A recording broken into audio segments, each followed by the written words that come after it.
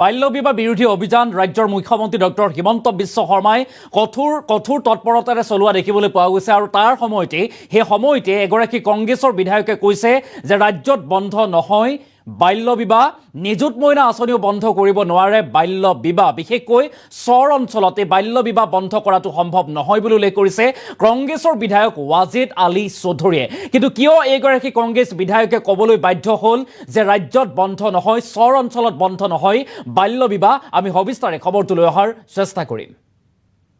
এটা ডাঙৰ খবৰ জনাবলৈ চেষ্টা কৰিছো যিমান চেষ্টা কৰিলো ৰাজ্যত বন্ধ নহয় বাল্য বিবাহক লৈ এই মন্তব্য কংগ্ৰেছ বিধায়কৰ চৰ অঞ্চলত বাল্য বিবাহ বন্ধ কৰা সম্ভৱ নহয় চৰ অঞ্চলত উচ্চ শিক্ষাৰ বিদ্যালয় স্থাপন নোহোৱালৈকে বাল্য বিবাহ বন্ধ নহয় বুলি উল্লেখ কৰিছে কংগ্ৰেছৰ এগৰাকী বিধায়কে নিযুত মইনা আঁচনিৰ জৰিয়তে বাল্য বিবাহ ৰোধৰ দাবী কৰিছিল ৰাজ্যৰ মুখ্যমন্ত্ৰী ডক্টৰ হিমন্ত বিশ্ব শৰ্মাই কিন্তু সেই আঁচনিয়ে বাল্য বিবাহ ৰোধ কৰিব নোৱাৰে বুলি দাবী কৰিছে এগৰাকী কংগ্ৰেছৰ বিধায়ক ৱাজিদ আলী চৌধুৰীৰ এই মন্তব্য আৰু বাল্য বিবাহক লৈ কংগ্ৰেছ বিধায়কৰ এই বিস্ফোৰক মন্তব্য এটা ডাঙৰ খবৰ এই মুহূৰ্তত জনাইছো ব্ৰেকিং নিউজ যে মুখ্যমন্ত্ৰীৰ নিযুত মইনা আঁচনিক লৈ বিধায়ক ৱাজিদ আলী চৌধুৰীৰ এই বিস্ফোৰক মন্তব্য আৰু ফকীৰগঞ্জৰ হামিদাবাদ উচ্চতৰ মাধ্যমিক বিদ্যালয়ত নিযুত মইনা আঁচনিৰ শুভ উদ্বোধন কৰে ৱাজিদ আলী চৌধুৰীয়ে আৰু পত্ৰ বিতৰণ কৰি এই বিস্ফোৰক মন্তব্য কৰে ৱাজিদ আলী চৌধুৰীয়ে তেখেতে কয় যে ৰাজ্যত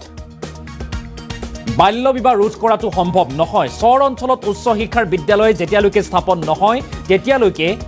বন্ধ নহয় বাল্য বিবাহ আৰু যিমান চেষ্টা কৰিলেও ৰাজ্যত বন্ধ নহয় বাল্য বিবাহ বুলি উল্লেখ কৰিছে চৰ অঞ্চলত বাল্য বিবাহ বন্ধ কৰা সম্ভৱ নহয় বুলি উল্লেখ কৰিছে এগৰাকী কংগ্ৰেছ বিধায়ক ৱাজিদ আলী চৌধুৰীয়ে আৰু ৱাজিদ আলী চৌধুৰী হৈছে এগৰাকী কংগ্ৰেছৰ জ্যেষ্ঠ বিধায়ক লগতে এক সংখ্যালঘুৰ এগৰাকী নেতা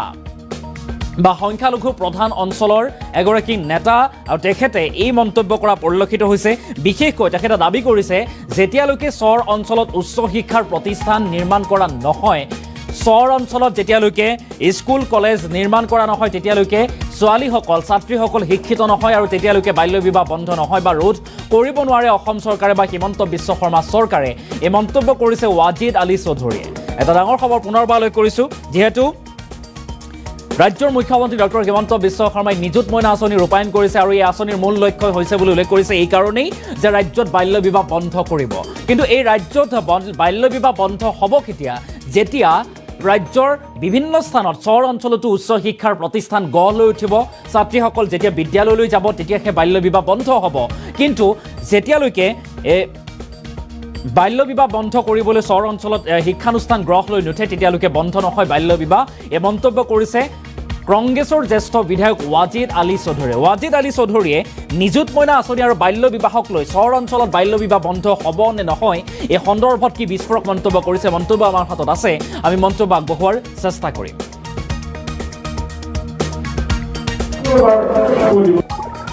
নিযুত মইনা আঁচনি মুখ্যমন্ত্ৰী ডাঙৰীয়াই যোৱা 8 তাৰিখে গোটেই অসমৰ ছাত্ৰীসকলক উদ্দেশ্য কৰি তেখেতে বক্তব্য ৰাখিছে আজি হামিদাবাদ উচ্চতৰ মাধ্যমিক বিদ্যালয়ৰ নিযুত মইনা আঁচনিৰ ফৰ্ম বিতৰণ কৰা হ'ল এই আঁচনিখন সম্পৰ্কে ইতিমধ্যে মোৰ বক্তব্যত মই কৈছোঁ যে অকল মুখ্যমন্ত্ৰী কোৱাৰ দৰে চাইল্ড মেৰেজ ৰোধ কৰিব এই আঁচনিৰ জৰিয়তে কিন্তু য'ত উচ্চ শিক্ষাৰ কোনো প্ৰতিষ্ঠানেই নাই তাত দুখীয়া ল'ৰা ছোৱালীবিলাকৰ কি অৱস্থা হয় আজি দক্ষিণ শালমৰা সমষ্টিৰ বিশাল চৰ অঞ্চলত তাত উচ্চ শিক্ষাৰ কোনো ব্যৱস্থা নাই ইভেন হাইস্কুল পৰ্যন্ত নাই এম.ই. স্কুল আছে এম.ই. স্কুল পাছ কৰাৰ পিছত সেই ছাত্ৰীসকলে কি কৰিব আৰু কোনো উচ্চ শিক্ষাৰ কোনো ব্যৱস্থা নাথাকাত তেওঁলোকে ঘৰত বহি থকাৰ কাৰণে চাইল্ড মেৰেজৰ কাৰণে গাৰ্জিয়ানে প্ৰেছাৰ ক্ৰিয়েট কৰে গতিকে যেতিয়ালৈকে চৰ অঞ্চলত উচ্চ শিক্ষাৰ ব্যৱস্থা কৰা নহ'ব তেতিয়ালৈকে চাইল্ড মেৰেজ সম্পূৰ্ণ মানে